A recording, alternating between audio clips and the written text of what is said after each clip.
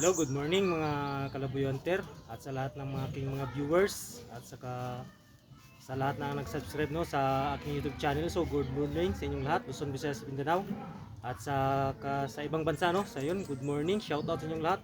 So ngayong umaga pala no, ipapakita ko pala sa inyo yung bagong ginawa ko na kulungan no para sa mahuhuli nating alpas no ngayong season 2025. So ang materials pala nito mga canter no. So kailangan mo ng bamboo stick. Kagaya nito mga no canter. Papakita ko sa inyo. Ito ganito. Yan yung pang niya, ang tawag dito. Yung sa ilagay sa gilid. Tapos ang kailangan mo ng ang tawag dito alagari, steel tip. Ano pa ba yung pako na size 1 at saka size 3 at saka size 4 no. So at saka yung pangsahig niya mga canter, ginamitan ko pala ng nagbili pala ako ng plastic screen no na kulay green at saka nilagyan ko ng brace sa ilalim no ng tire wire no. So ipapakita ko sa inyo mga canter no.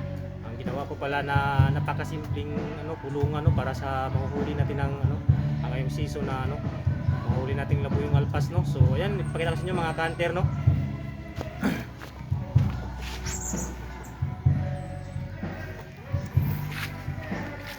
So yun mga canter, yan pala yung ginawa kong kulungan no. Ayan no. Ayan, napakasimple lang mga canter ano. So ginamitan ko pala ng plastic screen yung niya, yung pangsahig niya no. So instead na kawayan, ginamitan ko ng plastic screen para yung ipot ng manok is malaglag kagad no, hindi dumikit sa sa sahig. So yung pang division niya pala mga canter no. So ganito palang ginawa ko. Ayan yung bamboo stick.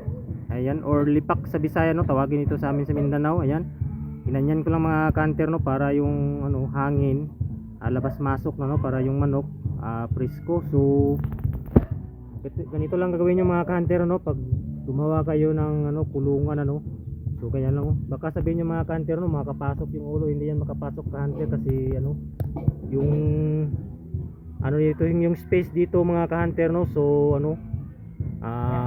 nilagyan ko din dito sa harap para yung ulo ng manok hindi makapasok doon no sa kabilang kwarto. So yan mga canter no, sana sa mga hindi makabili ng magandang materials na gawing kulungan ng manok, so ganitong gagawin nyo mga canter no. So ang ginamit na kahoy mga canter no, isang round log.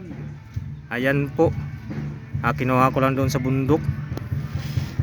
Ayan no, makikita nyo mga saka pa mga canter no, ginamitan ko pala ng tire wire. Ayan no, makikita nyo sa ilalim, baka magtaka kayo bakit ginamitan ko, kasi yan mga canter no, para pag nandito na yung manok sa loob, so hindi siya mag down kagad no, at saka hindi madaling masira yung plastic. So ayan mga canter, yan ang sekreto po mga canter no, lagyan nyo ng brace. Ayan po, napakasimpleng kulungan lang mga canter no. Ayan no, yan nasa 6 doors po ito mga canter no, mga ka-farmers ko no. Ayan no, ito pala mga canter, kaninang umaga ko pa lang ito ginawa no. Gawing pang pintuan po ito ng ating 6 doors na kulungan no, na pangmasa. Ayan, kunti lang magasto mo dito mga canter so hindi mo na kailangan ng matitibay na 2x2 na kahoy. So ayan yan po ang pang reserve natin na kulungan ngayong season na makahuli tayo ng labuyong alpas. So mayroon na pala tayo ditong natapos na nagawa no. So nasa na ito 3 years na po ito no. Ayan ganito na ang kakalabasan nito mga canter Ayan, antibay. So tingnan nyo mga canter yung kanina yung division nya. So naka yung dito may nakaharap din ito sa kabila para hindi makapasok yung ulo. Ayan makita nyo. Yan po, ang atip nya is nasa size 8 pala ito mga canter Ayan, ayan po. Ayan, so yun mga canter papakita ko na sa inyo yung kulungan na pang reserve natin para sa next pagka natin na makahuli tayo ng labuyo. Ayan, ayan po. Yan mga kanter no. Wala muna tayong shout out ngayon no kasi ano, mabadali ako.